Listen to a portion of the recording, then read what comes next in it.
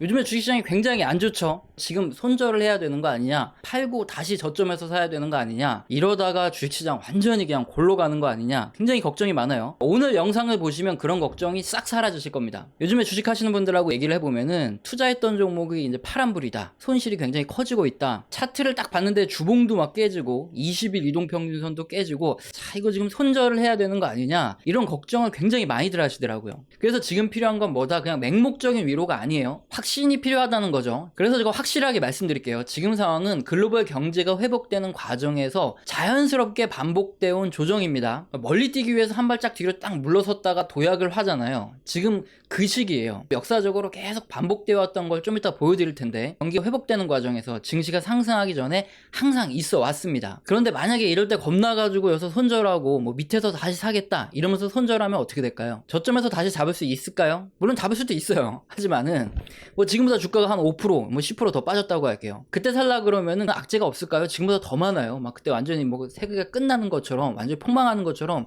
굉장히 공포 분위기를 조성하는 뉴스들이며 뭐 리포트들이 막 쏟아질 겁니다. 그러니까 그런 와중에 저점 매수를 할 수 있을까요? 아니에요. 대부분의 경우는 어떻게 하냐? 좀 더 기다렸다가 뭔가 조금 더 안정되면 사야지, 더 빠지겠지 하다 기다리다 보면은 갑자기 주가가 급반등을 해요. 그래서 내가 매도했던 위치보다 주가가 더 많이 올라간 그 시점이 돼서야 부랴부랴 주식을 막 매수를 하려고 한다고요. 그거 말고 덜 받는 경우가 많아요. 두 번째 뭐냐면은 내가 공포심에 질려서 손절을 딱 하잖아요. 그 시점이 최저점이에요. 그래서 그때부터 한 며칠 있다 반등을 탁 하기 시작하는데, 이거는 뭐 그냥 따라잡을 수도 없고, 그러면은 사람들이 가장 많이 선택하는 게 뭐다? 자, 그래, 내가 그동안 공부했던 종목 못 기다려서 나 놓쳤다, 이게 다시는 내가 이렇게 흔들려도 손절 안 하마 하면서 이제 덜 오른 종목, 안 오른 종목들을 찾아요. 아직도 슬슬 기고 있는 애들 하나 딱 잡는단 말이죠. 여기도 또 몰빵 투자를 막 해버려요. 그런데 이런 반등 때도 못 올라가는 애들은 뭐다? 성장성이 딸리든 아니면 악재가 있든 해가지고 그건 마탱이가 갈만한 애들만 안 올라요, 이럴 때는. 그래서 어떻게 되냐면 나중에 내가 진짜 열심히 공부했는데 요런 때 흔들려가지고 매도한 종목들이 앞으로 또 경제 회복되면서 쫙 날아 올라갈 때 차선책으로 샀던 안 올랐던 종목, 이 종목은 그때도 안 올라요. 그때 오히려 더 빠져가지고 손실을 보게 된단 말이죠. 이런 경우가 비일비재합니다. 오래 하시면 하실수록 굉장히 이런 경험을 많이 하게 되면서 내공이 쌓이는 건데, 이런 주식시장의 하락은요, 여러분이 앞으로 투자를 하시면서 정말 수백 번 수천 번 있을 거예요. 근데 이런 시기마다 쫄아가지고 뭐 이번만은 다를 거야 어쩌고 저쩌고 하면서 계속 손절하다 보면은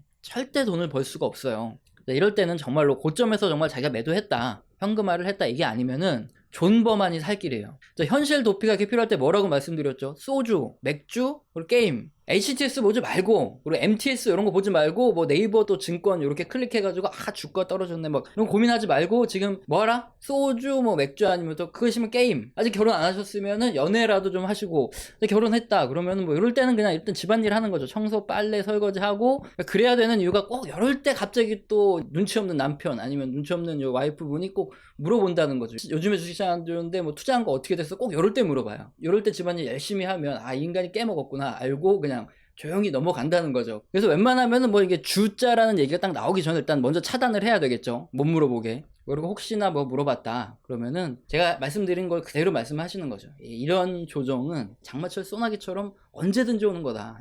이런 거를 못 참아내면은 절대 수익을 볼 수 없으니까 요럴 때 존버를 해야 수익을 본다, 요 말을 꼭 해주는 거죠. 또 우리 또 피셔 패밀리 구독자님들 지금 많이 속상하실 거기 때문에, 그래서 이제 웃자고 농담을 계속 던질 거고요. 그런 측면에서 한번 미리 얘기를 해봤고, 그럼 이제부터 우리 스타일답게 경제지표에 근거한 정말 논리적이고 합리적인 방식으로 왜 존버를 해야 되는가, 요걸 알려드릴 거예요. 우선 먼저 우리 지금 손해보고 계신 분들, 또 현금화를 고점에서 못하셔서 지금 굉장히 속상하신 분들 어떻게 해야 되는지, 이 부분을 일단은 먼저 말씀을 드리고, 뒷부분에는 좀 짧게, 우리가 미안하니까 사실은 저희가 그 7월 13일에 제가 30% 현금화를 말씀을 미리 드려가지고, 그 다음에 제가 또 설문조사까지 했는데 댓글에 현금화하신 분들이 좀 굉장히 많긴 해요. 솔직히 정말 죄송한데. 근데 이분들도 어떻게 하라 전략은 말씀드려야 되니까 그 부분은 이제 뒤에서 좀 짧게, 지금 이제 손해보신 분들은 그 부분 맨 마지막에 나오니까 그 부분 나오기 전까지만 시청을 하시라는 거죠. 그래서 먼저 지금 손해보고 있고 현금화를 못하신 분들은 어떻게 해야 되는지, 요거부터 바로 다이렉트로 가겠습니다. 우선 이렇게 증시가 크게 흔들 때는 빅픽처를 먼저 봐야지 우리가 지금 이게 조정인지 아니면 폭락으로 가는지 이걸 알 수 있고, 만약에 조정이라면 당연히 기다리면 올라가요. 그렇기 때문에 우리는 빅픽처를 먼저 봐야 된다는 거죠. 용어를 명확하게 할게요. 지수가 10에서 15% 정도 이렇게 빠졌다가 반등하는 건 조정이라 그래요. 지수가 10에서 15% 빠졌다 그러면 이거 평균이니까 내가 가진 종목은 훨씬 더 많이 빠질 수도 있는 거예요. 그거는 기억하시고, 근데 지수가 뭐 한 40% 이렇게 빠졌다 그럼 이건 정말 무슨 폭망이죠. 그랜드 캐년을 가거나 나이아가라를 가거나 아니면 한강을 가고 싶은 이런 충동이 아주 그냥 큰 곳에서 이게 밀려오는, 인생에 대한 무슨 고뇌, 번뇌가 다 밀려오는 시기가 있어요. 그럴 때는 이제 폭락인데, 지금은 뭐냐?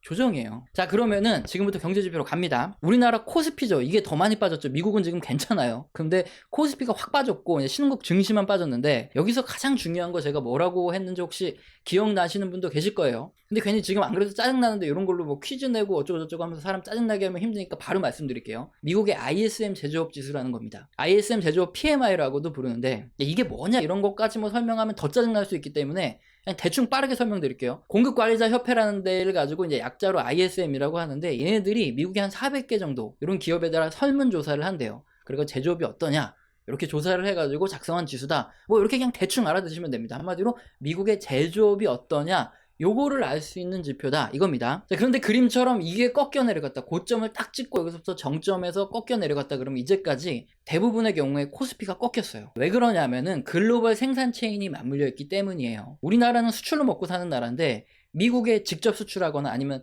뭐 중국 아니면 뭐 동남아시아 신흥국을 통해서 미국으로 간접적으로 수출하는 물량이 거의 한 25%가 우리나라 전체 수출 중에서 미국으로 간다 이겁니다. 뭐 우리나라가 뭐 반도체부터 여러 가지 원자재를 만들어 가지고 중간재라 그러죠. 이런 걸 만들어서 보내는데, 경제가 한창 좋아지고 수요가 딱딱 좋아진다 그럴 때는 얘들이 재고를 굉장히 많이 쌓다가, 이게 좀 피크에 왔네, 이제 좀 수요가 조금씩 이제 이전만 하지 못하다, 이렇게 증가율 좀 낮아진다 그러면 재고를 조금씩 줄이기 시작합니다. 그런 게 우리 기업들한테는 타격이 된다는 거죠. PER을 굉장히 높게 주다가 성장세가 좀 떨어졌다 그러면 이제 PER을 낮추죠. 그렇게 되면서 주식시장이 일시적으로 한 번씩 눌렸다가 그 다음에 이제 흐름에 맞게 다시 올라가거나 또는 뭐 횡보하거나 이랬던 경우가 많은데, 그럼 지금 이 그림 보시면서 이거 ISM 제조업 지수가 고점 찍고 떨어지고 있는데 그럼 이거 뭐 팔아야 된다는 거 아니냐 이렇게 걱정을 하실 수가 있다는 거죠. 그럼 지금 코스피랑 한번 비교를 하나하나씩 해보면 과연 어떻게 될 건지 이해를 할 수가 있겠죠. 지난 2010년부터 2011년 사이에 무슨 일이 있었냐면은 유럽 재정위기가 있었어요. 그게 이제 2011년 정도까지 갔고, 그리고 2013년에는 뭐 재정절벽이 있었는데 요거는 뭐 잠깐 지나갔고, 2015년 말에 뭐가 있었냐면 중국발 부채 위기가 있었고 트럼프 대통령이 당선이 됐어요. 그때 트럼프 대통령 당선되면 뭐 주식시장이 아주 폭망한다 이렇게 막 공포감이 극에 달했었죠. 그리고 2018년엔 뭐가 있었냐, 미중 무역 분쟁이 있었죠.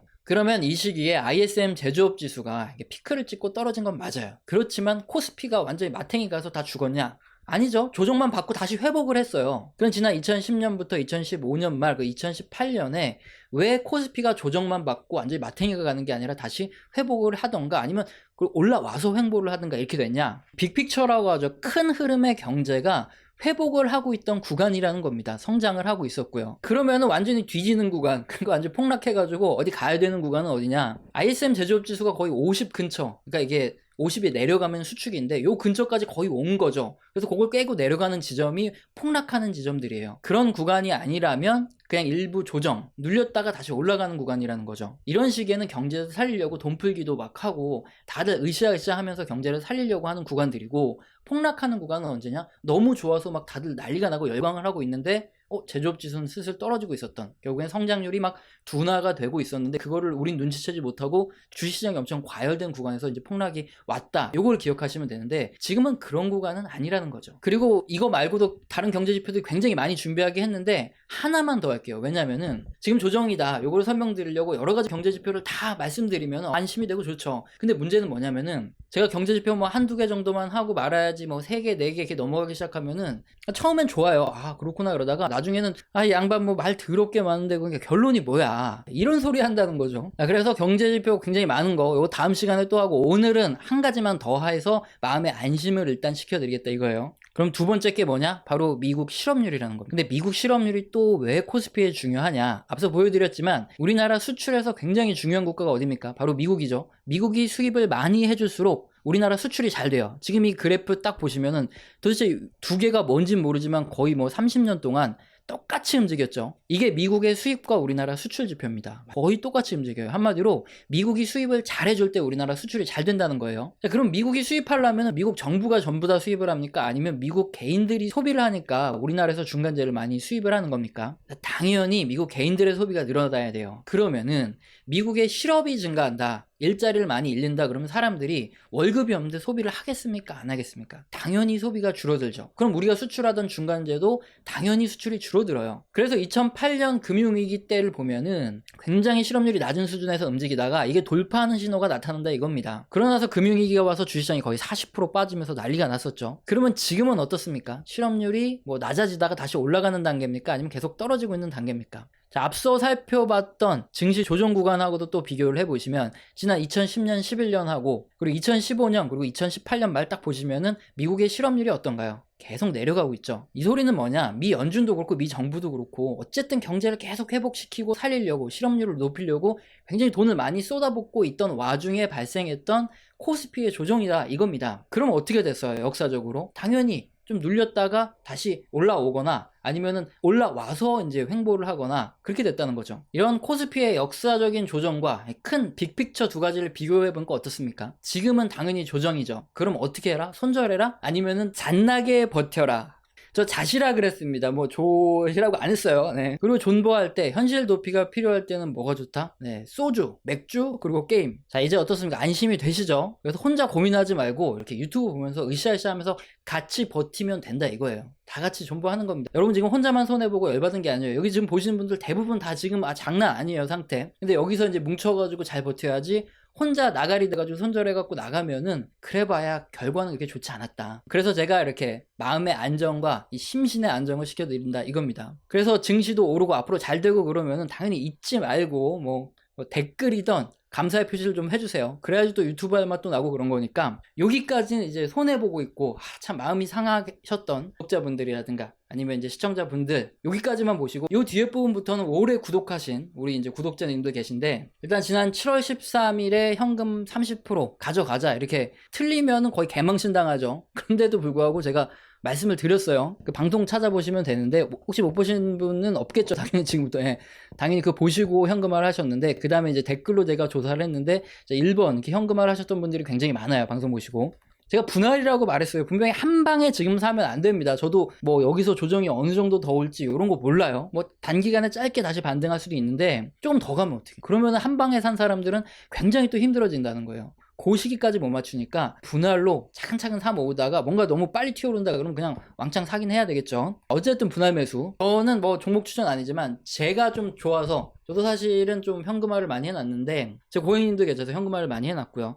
분할 매수로 뭐를 샀냐? 지금 신흥국 인덱스 있죠. 최근에 좀 너무 좀 과하게 빠진 것 같아서 요거 좀 분할로 들어가다 보면 그래 어느 정도 먹을 수 있겠다 이런 생각도 좀 들고 은행주 있죠. 분명히 테이퍼링 이슈 나오고 하면은 금리가 올라갈 수밖에 없는 어쨌든 이제 인플레이션은 심하잖아요. 그러니까 금리가 올라가게 되면은 은행주 그리고 또 이제 S&P 500과 관련된 미국 대표주 이거는 상승 사이클 완전히 종료할 때까지 당연히 갖고 가야 돼요. 미국 대표주가 주도니까 이런 것들이 좋지 않을까. 그리고 하나 더 있죠. 지난 6월 23일부터 우리 구독자님들께서 매수를 좀 하셨던 지금 썸네일에 나오는 요 언니들 요 가슴 이렇게 피켓에 뭐가 있죠? 구글, 아마존, 애플, 페이스북 있죠. 6월 23일 방송 보고 아마 많이 매수를 또 하셨습니다. 그래서 요 빅테크주들 지금 계속 가지고 계실 텐데 지금 물론 수익률도 굉장히 좋으실 거예요. 그럼 이거는 언제 매도해야 되냐 말씀 많이 물어보시는데 곧 테이퍼링 이슈가 나오게 되면 그 다음엔 금리가 다시 올라가거든요. 그럼 금리가 다시 올라가게 되면은 인플레이션 때문에 올라가는 거니까 장단기 스프레드도 다시 또 이제 줄어들고 있다가 다시 또 커질 수가 있어요. 한 반 정도 요거 좀 이제 수익 실현하고 나머지 사실 경기 민감주죠. 아니면 S&P 500으로 넘어가도 돼요. 이렇게 경기 민감주를 포함한 미국 전체 대형주 포트폴리오로 다시 들어간다. 그렇게 하시면 됩니다. 요거 분명히 제가 또 기록을 해 놓을 테니까 나중에 또 우리는 또 피도 눈물도 없는 검증의 시간을 갖죠. 어쨌든 변곡점은 테이퍼링 요 시점에 나온다. 근데 제가 그거까지 뭐 최고점까지 맞출 수는 없으니까 이제 슬슬 한번 준비를 하다가 테이퍼링 인근에서 이제 정리를 반 정도 하는 걸로 나머지는 그냥 끝까지 갖고 가는 거죠. 자, 이 정도면 지금 이제 굉장히 주가가 빠져서 이제 속 아프신 우리 형님들도 어느 정도 답이 되셨고 그리고 저희 방송 보고 열심히 보시면서 또 매수하고 현금화 하셨던 분들도 지금 어떻게 해야 될지 답이 되셨을 거예요. 자, 그리고 영상 하단에 후원 계좌가 이렇게 있는데 뭐 자주 보내시는 거 아니에요. 거의 없으신데 보내주시는 요 굉장히 감사하신 분들이 있어요. 저는 그 굉장히 감사하거든요. 또 제가 또 받았으면 또 뭔가 왔으면 가는 게 있어야 되겠죠, 당연히. 그래서 제가 한 달 정도 이렇게 한번 제대로 교육을 한번 저도 감사의 의미로 한번 해드릴 테니까, 그래서 이제 5만원 이상 이렇게 후원해 주신 분들은 꼭 하면서 메일을 꼭 보내주세요. 오늘 영상도 마음에 드셨다면 구독과 좋아요는 꼭 눌러주시고요. 지속적으로 시청 부탁드립니다. 감사합니다.